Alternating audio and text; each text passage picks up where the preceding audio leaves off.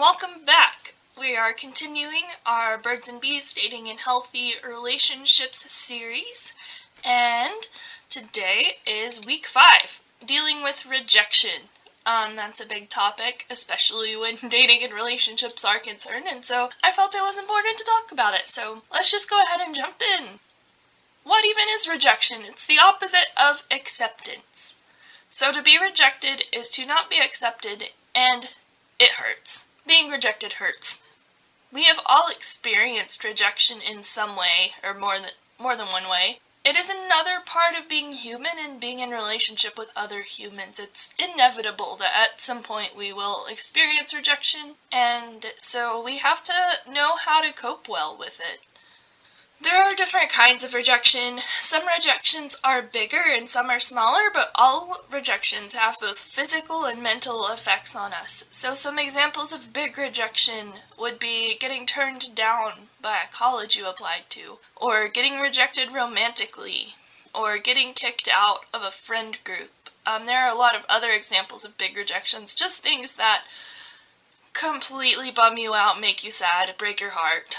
And then small rejection examples, those are like no one laughed at your joke, or someone waved at you but they were actually waving at the person behind you, or your credit card was declined. Those small ones that they still hurt, but it passes pretty quickly. It's not a big deal, but you still feel them when they happen. So the mental effects of rejection: you feel low in confidence or self-esteem.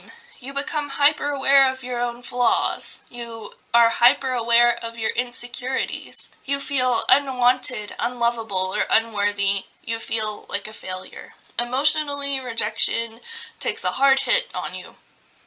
But it also affects you physically. So the physical effects of rejection: your face gets red or hot. Your stomach squirms or drops or feels like it's been punched. It's hard to breathe. You want to cry. It's generally physically painful. So rejection affects our bodies as well as our minds, and it just kind of hurts all over. So throwing in a fun fact is that we experience emotions in our bodies as well as in our minds. In fact, your body often feels strong emotions before they can even register in your brain. Your nervous system includes your brain, and the same kind of cells that make up your brain, aka neurons, are found all over your body. So, yeah, if you ever think of like strong emotions that you felt and how they affect your body, like sometimes when you feel ashamed or embarrassed, like you feel that in your chest and in your face as they just get like really hot and it doesn't feel good. Or if you feel really, really happy, you just kind of feel, jittery and bouncy. And so we feel those feelings in our bodies.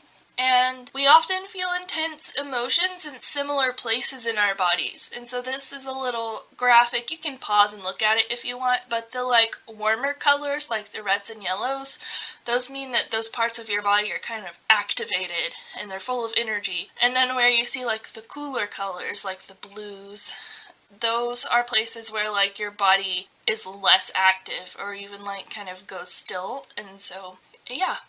That's what that means, and so it's interesting the way that we experience a lot of emotions in our bodies, and we experience them in a common way across the board.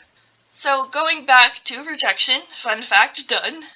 Why is it important that we learn about rejection? It's because, one, there can be serious consequences when people don't learn how to handle rejection well. There are a lot of adults in the world who are very bad at handling rejection, and rejection can result in insults, violence, and stalking. This is why people sometimes feel they have to give someone a fake phone number or lie about having a partner rather than just saying no thank you when they are approached by someone who likes them.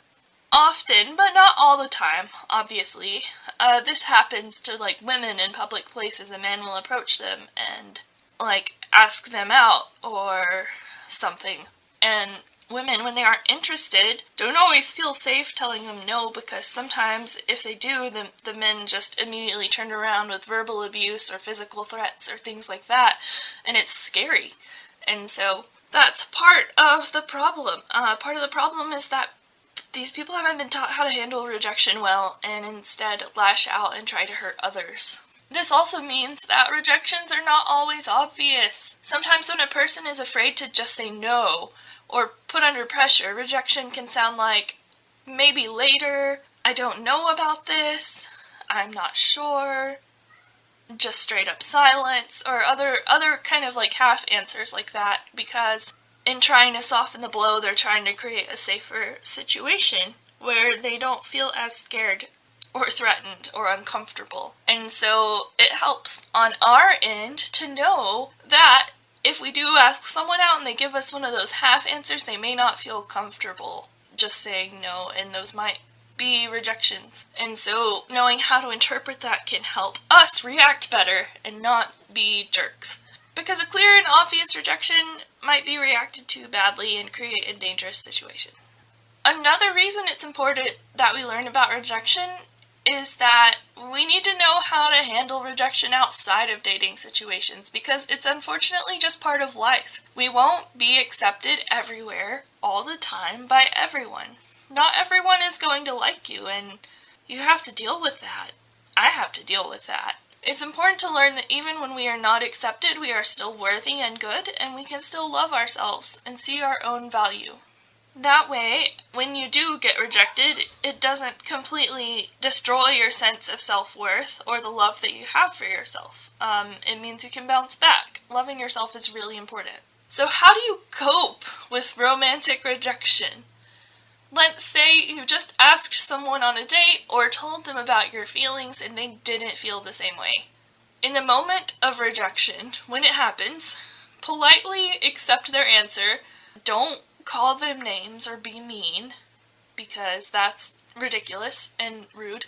And obviously you like this person and you only want to call them names because they rejected you. So don't return pain for pain. Politely accept their answer. Go away and leave them alone. Don't keep asking, trying to talk them into it or trying to force them into it. No means no. If a person rejects you, you have to accept that and move on. That's it. That's what you have to do. Otherwise, you are being creepy or dangerous or making a person very uncomfortable.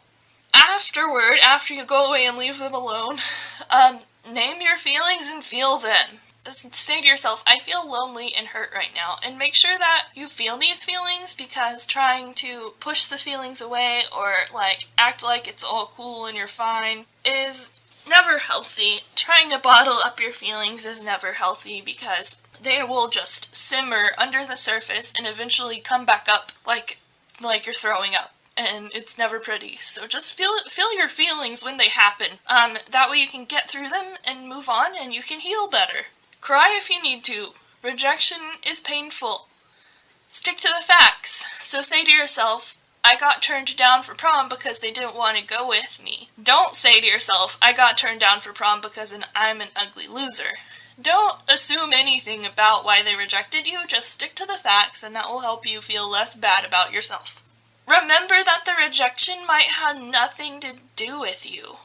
People will say no to invitations or to being asked out for multiple reasons, and it doesn't always have to do with the person that's asking them out. It could have to do with their personal lives. Maybe their orientation is not towards you. Maybe you're just not their type. Maybe they have a lot going on in their personal lives and just don't have the time or emotional capacity for a romantic thing.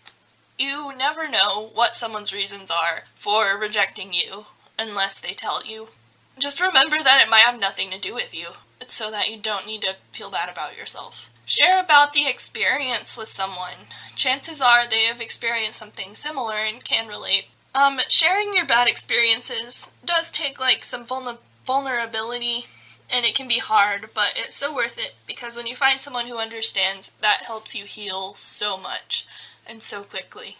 Affirm yourself and avoid negative self-talk. So say to yourself, I did a brave thing. This person may not like me romantically, but that doesn't mean that nobody will. Be encouraging to yourself. Act like you are your own friend. Pretend it was your best friend who just got rejected. What would you say to them? You probably wouldn't say, you're a dumb, ugly loser to your friend, so don't say that to yourself. Just be kind to yourself. And give yourself time to recover. Don't try and jump immediately back in and try and ask someone else out and then get rejected again, because it's just going to multiply your pain. Give yourself time to recover and heal from it. And think about how you can learn from the experience. If the rejection made you feel insecure or highlighted a flaw, maybe it's something you can work on. Maybe not. If not, it's one more way to know and love yourself for who you are. In the end, is it worth it to risk rejection? Some people would say no, never. Other people would say yes, totally.